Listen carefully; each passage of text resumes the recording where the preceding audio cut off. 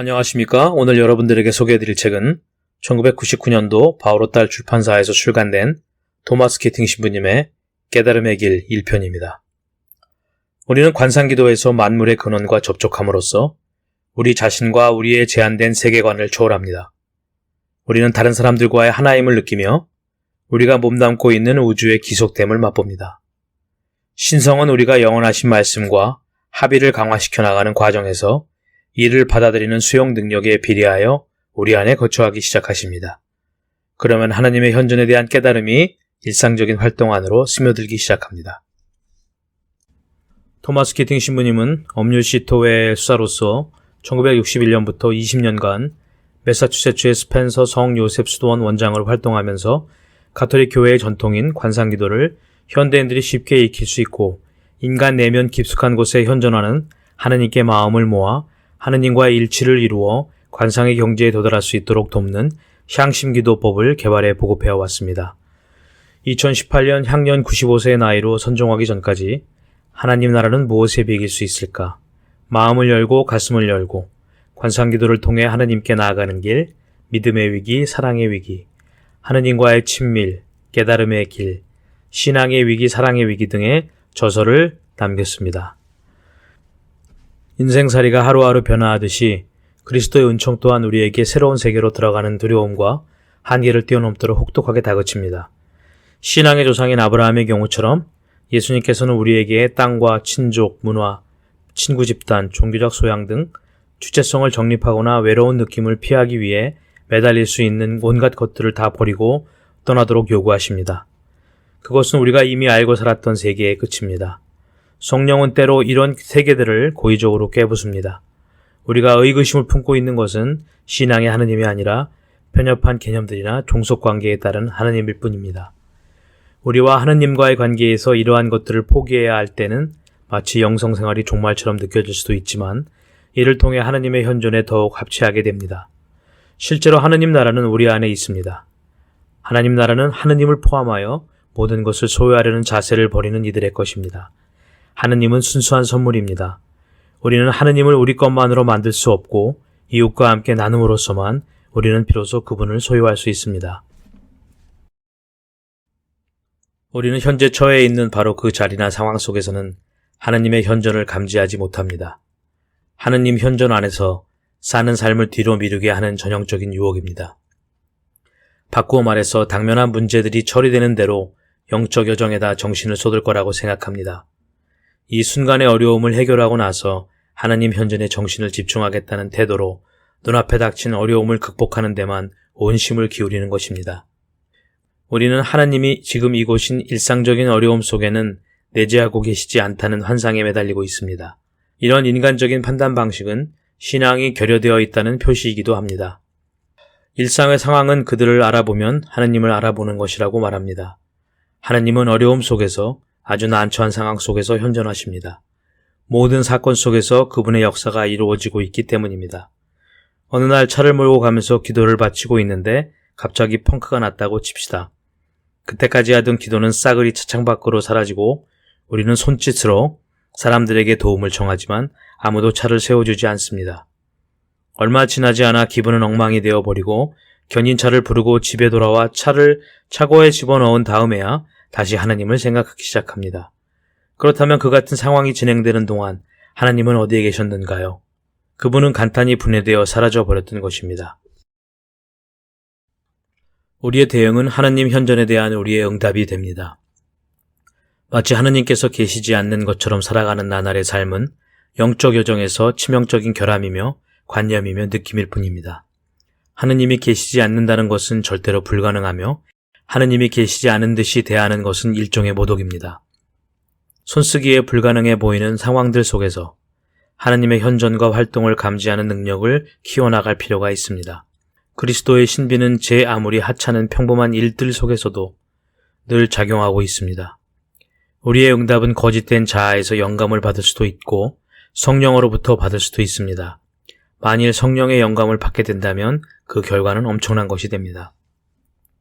우리의 내부나 외부에서 오는 시련들 속에서 하느님을 뵙고자 노력하는 첫 시도가 성공하기를 기대해서는 안 됩니다.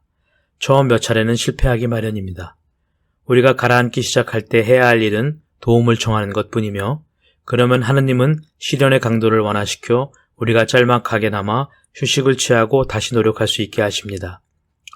시련은 늘 견디기 불가능한 상황처럼 보이기 마련입니다. 우리는 그런 시련을 받아들이려고 노력하지만 사정이 너무나 혹독합니다. 우리의 믿음과 신뢰는 시들고 우리는 가라앉기 시작합니다. 그럴 때 도움을 청하면 예수님께서 구해주십니다. 그리고 나서 잠시 고요가 찾아듭니다. 우리가 여행을 계속하려 하면 바람과 파도가 다시 일기 시작합니다. 그리고 다시 가라앉기 시작합니다. 그러면 그분은 우리를 끌어올려 주십니다. 이것은 모든 사람이 거치는 영적 여정입니다. 우리가 저지르는 단 하나의 잘못은 빠져들고 나서 가라앉으면서 도와달라고 외치지 않는 것입니다. 하느님은 시련 속에 숨어 계십니다. 만일 우리가 거기에서 그분을 발견할 수 있다면 다시는 그분을 잃는 일은 없을 것입니다. 시련이 없으면 하느님의 자비의 힘과 그분이 우리 각자를 위해 예비해 두신 엄청난 운명을 알 수가 없습니다. 위험이 없는 상황이야말로 가장 큰 위험입니다. 바람과 파도를 만나는 것은 패배의 표지가 아니며 하느님의 활동에 몸을 맡기고 무슨 일이 일어나더라도 상관없이 그분의 사랑을 믿는 요령을 터득하는 일종의 훈련입니다. 기도에 대한 응답으로 나타나는 침묵은 우리의 청을 들어주는 것 못지않게 유익한 응답입니다. 기도가 침묵을 하나의 응답으로 받아들인다면 우리는 거기에 깃들여 있는 목적을 이해할 수 있습니다. 침묵은 아직 때가 이르지 않았거나 우리가 답변을 받아들일 준비가 되어 있지 않거나 그릇된 것을 청하고 있다는 뜻일 수도 있습니다. 기도의 일차적인 목적은 하나님을 변화시키는 데 있는 것이 아니라 우리를 변화시키는 데 있기 때문입니다. 우리가 변화하려는 준비가 되어 있어야 합니다. 하나님은 평온함 속에서만, 영적 시련 속에서만 현존하시는 것이 아닙니다. 하나님은 실패와 고통 속에서도 현존하시며 똑같이 당신을 드러내 보이십니다.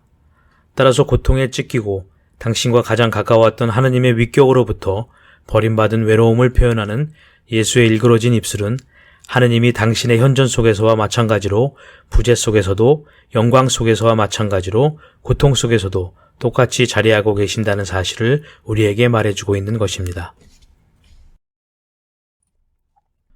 초월적인 관계에서 우리는 그리스도의 몸을 이루는 세포요, 가장 심원한 차원에서 실제의 눈과 귀가 열린 새로운 인류입니다.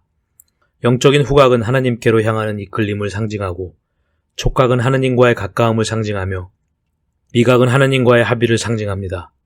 우리가 신앙의 눈으로 보고 희망의 귀로 들을 때 복음이 이야기하고 있는 것에 응답하는 셈이 됩니다. 이 같은 깨우침이 없으면 우리는 삶에 대한 피상적인 인상과 감정적인 반응에 끊임없이 흔들리게 됩니다. 영적 감각들을 일깨우는 일은 신앙의 눈으로 보라는 복음의 부르심입니다. 영적 감각들이 활성화될 때 우리는 진실로 듣게 되고 보게 됩니다. 즉 실제의 핵심으로 통하는 흡수기관을 지니게 되는 것입니다. 믿음과 희망과 사랑을 통해 우리는 우주의 궁극적인 메시지를 듣습니다. 이 같은 깨우침의 결과는 시력을 찾은 소경이 취하는 행동으로 상징되고 있습니다. 그분을 따라 나서는 것입니다. 이 믿음은 그저 이성을 통해 작용하는 것이 아니라 직관에 해당하는 신앙입니다. 우리의 신앙, 그것은 우리를 부르고 어루만지고 변화시키는 하느님과의 일치입니다. 그리스도 안에서 변화되는 것, 그것이 바로 궁극적인 치유인 것입니다. 아버지의 집으로 돌아가는 것은 하늘나라로 돌아가는 것이 아닙니다. 그것은 아주 어린 시절에 입은 온갖 피해를 포함하여 우리네 삶이 다시금 올바른 방향을 잡도록 하는 것뿐입니다. 일단 우리가 하느님의 현존을 상징하는 아버지 집에서 살기로 방향을 잡으면 우리가 어디에 있던 간에 예수께서는 우리와 합류하십니다. 그리하여 우리는 이기심에서 나오는 행위들, 뒤를 돌아보는 시선들, 이전의 정서로 되돌아가려는 성향 모두를 그리스도와 함께 나누고 그리스도 또한 우리와 함께 하십니다. 그분은 우리 개인의 역사를 낱낱이 우리 입장에서 바라보십니다. 괴로운 감정이 솟구칠 때라도 우리가 하느님께 버림받고 있다고 생각할 것이 아니라 그런 감정이 하느님의 사랑을 더욱 불타오르게 만드는 연료임을 깨달아야 합니다. 우리는 이런 초대를 받지 못할 것으로 단정지어서는 안 됩니다. 제자들이 길다란 명세표를 만들 만큼 인간적인 잘못을 많이 저질렀던 것을 감안할 때 누구나 거룩한 산으로 초대받고 있습니다. 그러니까 누구나가 거룩한 변모를 체험하고 구름에 쌓이고 하느님의 음성을 듣고 고요한 정적을 함께 누리고 그들처럼 두려움에 떨도록 초대받고 있는 것입니다.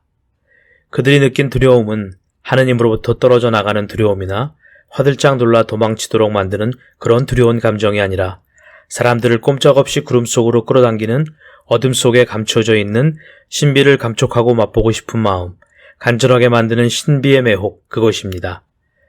사도들이 갈릴레아를 여행할 때 늘 예수님의 현전 안에 자리하고 있었듯이 우리 또한 늘 그분의 현전 안에 자리하고 있습니다.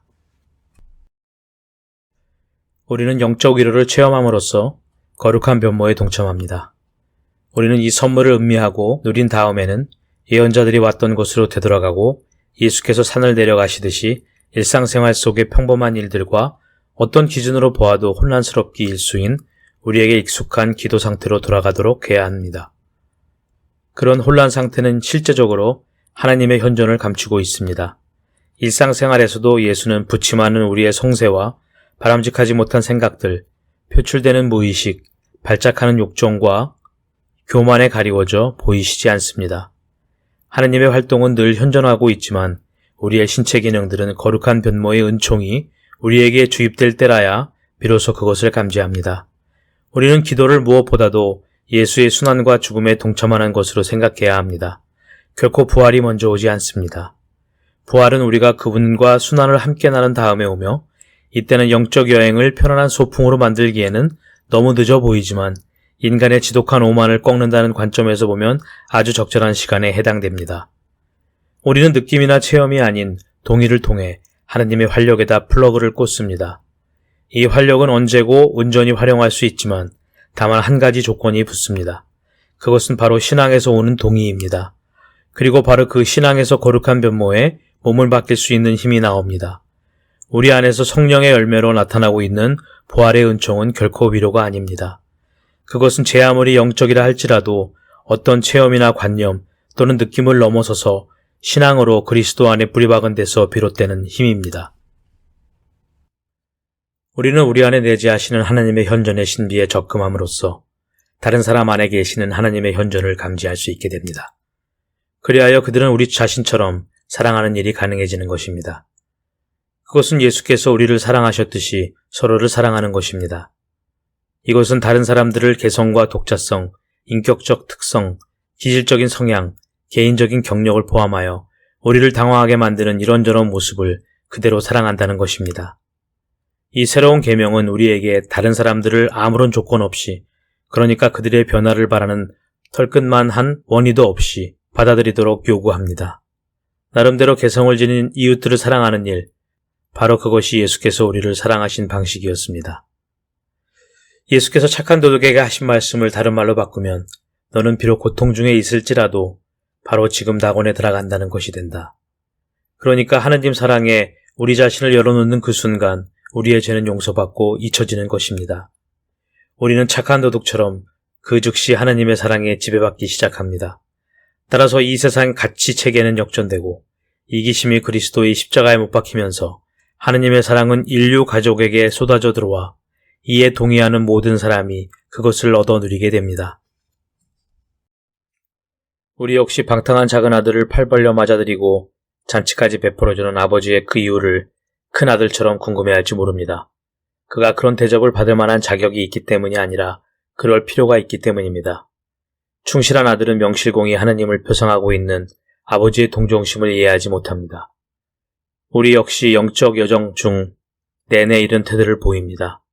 우리는 한동안 위안을 얻지 못하거나 우리 자신에 관한 진실이 너무나 빠른 속도로 과다하다 싶게 드러나면 하느님의 자비의 몸을 던지기보다 뒤로 물러섭니다. 그분은 때로 우리가 한없이 가라앉고 있는 시각에 그리고 불안과 분노, 쓰라림과 음탕한 생각, 버림당한 느낌이 한창 고조되어 있을 때 찾아오시곤 합니다. 그분이 오시리라고 전혀 예상하지 못하는 때가 바로 가장 어두운 한밤중입니다. 주님은 우리가 애원한다고 해서 돌아오시지 않습니다. 그분은 당신이 보아서 우리가 준비가 끝냈다고 생각되는 그때 오십니다. 그리고 부활의 기쁨은 기다림의 고통에 비례합니다. 좁은 문으로 들어가도록 있는 힘을 다하여라. 엄청난 특혜를 보장하는 좁은 문이란 과연 무엇을 말합니까? 양우리에 달린 문은 좁기 그지없습니다. 한 번에 양 한 마리밖에 드나들 수 없습니다. 그 덕분에 목자와 양 사이에 긴밀한 관계가 이루어질 수 있습니다. 목자는 양의 이름을 하나하나 부릅니다. 당신을 제물로 바치기 위해 예루살렘으로 향하시는 예수의 여정에서 볼 때 좁은 문은 곧 그분의 가르침과 표양입니다. 중요한 것은 스스로를 그리스도인이라고 부르는 일이 아니라 진실로 예수를 따르는 일입니다. 예수의 기본 가르침은 모든 사람을 조건 없이 받아들이는 것입니다. 이런 실천이 더없이 힘든 일이기는 하지만 이를 수행할 능력은 누구에게나 있습니다. 여기에 필요한 것은 단 두 가지, 고통과 사랑뿐입니다.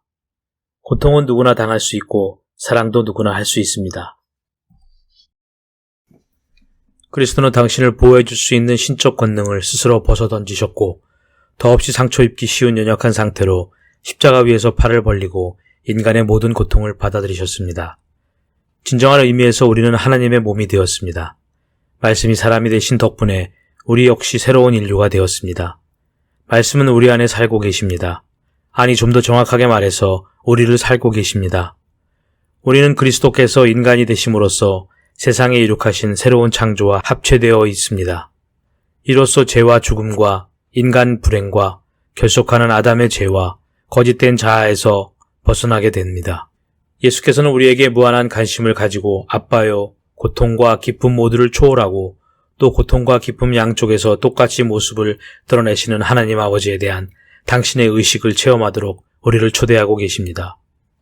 우리는 세례를 받기 위해 아무것도 한 것이 없습니다. 어른이 되어 세례를 받았다고 하더라도 그렇습니다. 세례는 순수한 하나님의 선물입니다. 영원한 생명이 우리 안에서 시작되었습니다. 우리는 그리스도의 몸에 합체된 하나님의 자녀들입니다. 그분의 성령이 우리 안에 거처하고 있습니다. 우리 죄는 모두 용서받았습니다. 무지라는 어둠과 우리의 의지의 나약함은 치유되었습니다. 만일 우리에게 무엇인가 부족하다면 하늘나라 아버지의 오른편에서 우리를 위해 중재하고 계시는 그리스도께서 그것 역시 우리에게 주실 것입니다. 그리스도를 이스라엘 사람들을 인도했던 불기둥으로 확인한 우리는 그 불을 따라 홍해를 건너게 됩니다. 이것은 아주 캄캄하고 긴 복도를 행진하는 것으로 상징됩니다. 바로 이 행진은 우리 각자에게 새로운 구원의 사건이 됩니다. 죄악을 상징하는 이집트 사람들이 도망가는 이스라엘 사람들을 따라잡으려고 홍해로 뛰어들었다가 철저하게 박살당한 것처럼 우리의 죄와 허물 역시 다시 한번 어느 때보다 더 완벽하게 파괴당합니다. 어두운 밤들은 많습니다. 죄의 어둠과 하나님의 어둠을 구분하는 길이 곧 부활하신 그리스도를 믿는 신앙입니다. 그리스도는 우리 마음속에 부활하고 계시며 우리는 그 사실을 자각합니다. 이것은 느낌이 아니라 확신입니다. 그리스도는 우리의 죄를 부수고 어두운 길의 행렬을 통해 우리를 새로운 차원의 결백으로 당신의 거룩한 빛의 몸을 담는 새로운 차원의 참여로 이끄시기 때문입니다. 묵상 나누기. 자기의 고향과 친척과 아버지의 집을 버리고 떠나던 아브라함처럼 나도 나에게 익숙한 것과 소중하게 여기는 것을 버리고 떠나야 하는 순간이 온다면 하나님께서는 과연 나에게 무엇을 버리라고 하실까요? 하나님은 늘 현존해 계시지만 왜 우리는 종종 하나님의 부재의 느낌을 받을까요? 때로는 어려움 속에 빠졌을 때 하나님께 도움을 청하기보다 혼자 해결하려고 분주해 본 적이 있었나요? 무슨 일이 일어나든 상관없이 그분의 사랑을 믿고 맡기는 훈련을 해본 적이 있나요? 나의 기도에 대한 응답이 종종 침묵으로 받아들여지는 여러 이유 중에 나의 경우에는 주로 무엇 때문일까요? 1번, 내가 준비가 안 돼서. 2번, 그릇된 것을 청하고 있기 때문에. 3번, 때가 아직 이르지 않아서.